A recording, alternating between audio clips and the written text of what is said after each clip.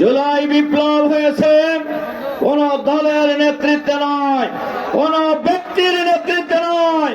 জুলাই বিপ্লব হয়েছে বাংলাদেশের 18 কোটি মানুষের নেতৃত্বে বিপ্লব হয়েছে।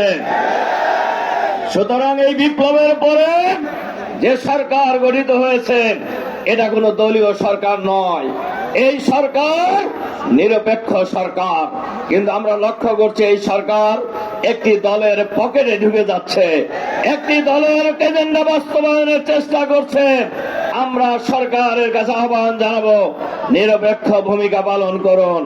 অতীতে যারা দলীয় রাজনীতির সাথে প্রশাসনের লোকেরা জড়িত হয়েছে তারা অনেকেই কারাগারে আছে, অনেকে দেশ থেকে পালিয়ে গিয়েছে। তাদের কাছ থেকে আপনারা শিক্ষা গ্রহণ করুন। বাংলাদেশের জনগণের দাবি গণভোট আগে হইতে হবে। যারাই গণভোট এবং জাতীয় নির্বাচন একদিনে চান, এই জাতি মনে করেন তারা নির্বাচন বানচালের ষড়যন্ত্রে লিপ্ত হয়েছেন।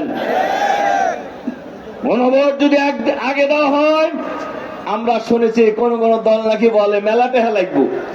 আরে ভাই, যে পরিমাণ টেহা বিদেশে পাচার করছেন, আর টাকা কি আপনি ধান বেশি এনে দিবেন? টাকা বাংলাদেশের জনগণের টাকা। এই টাকা খরচ হওয়ার জন্য আপনারা তো দরদ কেন? আসলে দরদ নয়, এখানে অন্য রহস্য লুকিয়ে আছে। নির্বাচন বঞ্চনের একটা ষড়যন্ত্র চলছে।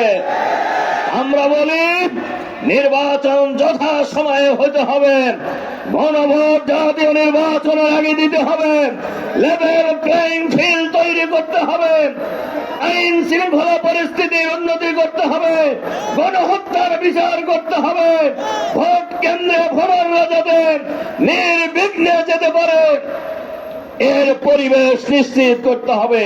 এরা সরকারের দায়িত্ব।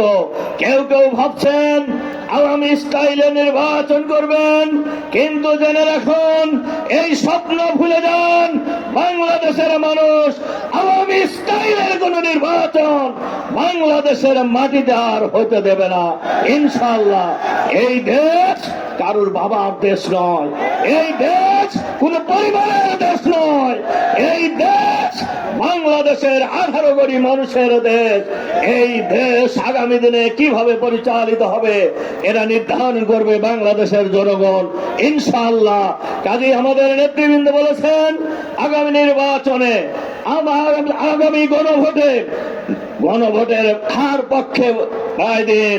আর আগামী জাতীয় সংসদ নির্বাচনে 8 দলের আমরা অনেকটাই ঐক্যমতে বসেছি, এক জায়গায় একজন করে প্রার্থী থাকবে।